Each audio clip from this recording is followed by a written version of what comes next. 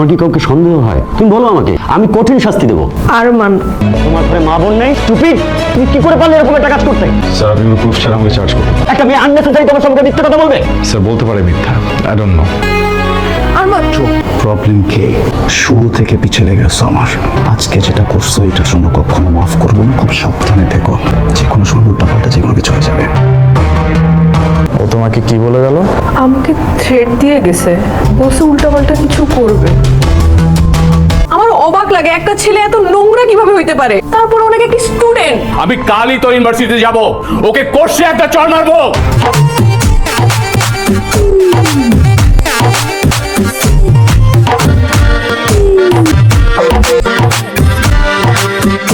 কি সুন্দর দিন কাটাইতাম আমরা।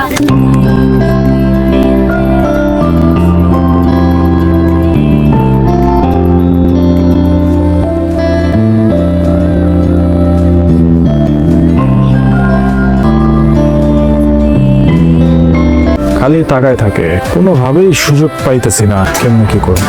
হ্যাঁ বাবা, ও তো খালি তাকেই থাকে। একটা বলার একটা কাম করা যায়, আমরা একটা গেম খেললাম 10টা ওর উপরে চাপাই দিই। গেমই খেলতে হইব। এবার এমন এক গেম খেলবো আর পিছে পিছে ঘুরতেও পারবো না, তাকায় থাকতে পারবো না। বিশাল বড় গেম নাকি বাবা? এমন কিছুই করতে হইব। তুমি কিভাবে জানলো ওকে কে কিভাবে মারছে? ওই বলা বলি হচ্ছিল ক্যাম্পাসে, ওখান থেকে শোনা আর কি। একটা বিষয় নিয়ে অনেক সন্দেহ আছে, কিন্তু আমি শিওর না। যেদিন শিওর হব সেদিন অনেকগুলো মানুষ হসপিটালে যাবে। দেখো, কোনো সিন ক্রিয়েট করবে না, ওদের সাথে কোনো রাগারাগিও করবে না। তুমি রাগারাগির অবস্থায় নাই। আমি আসছি শুধু তোমাকে দেখতে, আর একটু রান্না করছি, ভাবছি তোমার জন্য নিয়ে আসি।